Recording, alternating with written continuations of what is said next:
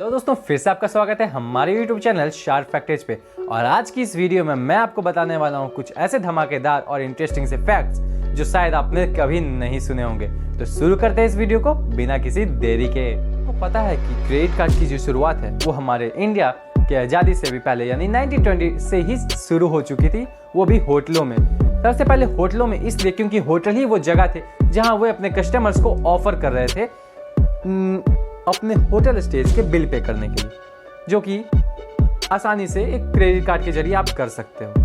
तो वही हुआ और धीरे धीरे ये इसका जो क्रेज है क्रेडिट कार्ड का ये इतना पॉपुलर होने लगा कि फिर सून गैस कंपनियों में और कई तरह के अलग private sectors, private companies, industries सब में इसका क्रेज जो है ना बढ़ने लगा। और उसके बाद क्या हुआ, उसके बाद ये हुआ कि धीरे धीरे जाके 2012 का एक रिपोर्ट में पता चला, यूएस का रिपोर्ट मैं आपको बता रहा हूँ जो मैंने अपने रिसर्च से निकाला है कि उस साल 2012 में यूएस में ही अकेले सिर्फ यूएस में ही 26 बिलियन से भी ज़्यादा का ट्रांजैक्शन हो गया क्रेडिट कार्ड के जरिए। और आज इसका क्रेज इतना है कि इसके तो ट्रांजैक्शन वो ट्रिलियन में चल रहे हैं। तो क्रेडिट कार्ड का इतना हाई डिमांड होते गया और 10 आप देख ही रहे हो। तो ये फैक्ट इतना अमेजिंग सा है, बाकी तो एक लाइक तो जरूर बनता है। दोस्तों, इस वक्त जो आप फोटोग्राफ अभी देख पा रहे हो, ये जो फोटोग्राफ है, इस फोटोग्राफ को ना खींचने में एक यूके की बहुत ही नामी फोटोग्राफर है एलन मैकफेडन। इन्होंने इस फोटो को खींचने में अपने ज़िंदगी के 6 साल लगा दी।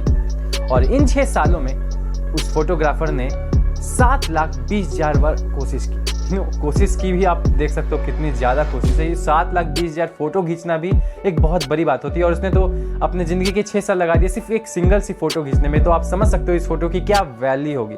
और इस फोटो की मेन बात है इस बर्ड की टाइमिंग। जिस टाइमिंग से ये बर्ड जैसे टच कर रहा है, जिस बर्ड आप देख रहे होंगे जैसे वो टच कर रहा है ना वो वाटर को, जस्ट उसी टाइम और उसी सेकंड और उसी मिली सेकंड में ही इस फोटो को खींचना था। तो बस यही थी इस फोटो की मेन और इस माइटी बात। दोस्तों, अगर एक शार्क को हम एक फिश टैंक में रख देते हैं तो वो शार्क 8 इंचेस पर ग्रो करेगा। और अगर वही शार्क एक ओशन में ग्रो करेगा तो उसकी जो हाइट होगी वो 8 फीट से भी ज़्यादा हो सकती है। क्योंकि ये एक फैक्ट है कि शार्क अपने इन्वायरमेंट से ज़्यादा ग्रो नहीं करता, यानी जितना उसे सराउंडिंग मिलेगा, जितना जैसा उसका इन्वायरमेंट रहेगा वो उसी हिसाब से ग्रो करेगा।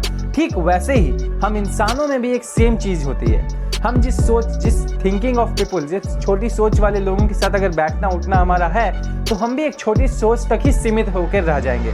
वही अगर देखा जाए तो हमें हमेशा कहा भी गया है, पूर्वज भी कहते आए हैं कि हमें हमेशा अपने वैसे लोगों के साथ उठना बैठना चाहिए जिनकी सोच बड़ी हो, जिनकी बातें अच्छी हों और जिनके विचार अच्छे हों, ताकि हमारा ग्रोथ हमेशा होते रहे। दोस्तों, क्या आपको पता है कि दुनिया का सबसे महंगा नेल पॉलिश कौन सा है?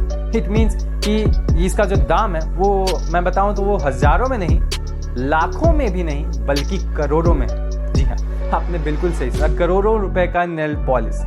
क्योंकि ये जो नेल पॉलिश है ये बना हुआ है 267 ब्लैक डायमंड 45 ml कैरेट से, जो कि इसके प्राइस को काफ़ी ज़्यादा ले जाता है। और इसका जो प्राइस की बात करें तो ये इसका इस नेल पॉलिश का जो प्राइस है वो करीबन $2.5 लाख है, जो कि इंडियन करेंसी में 1.78 करोड़ रुपीस है।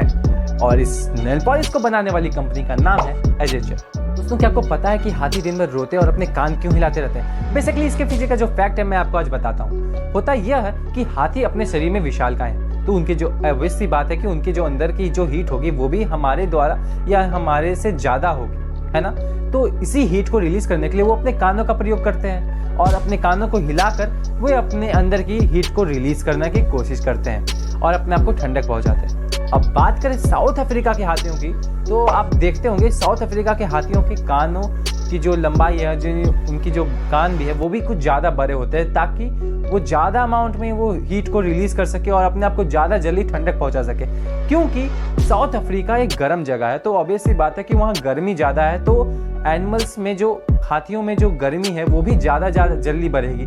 तो उसे ज़्यादा जल्दी घटाने के लिए भी उनके कान लंबे हैं।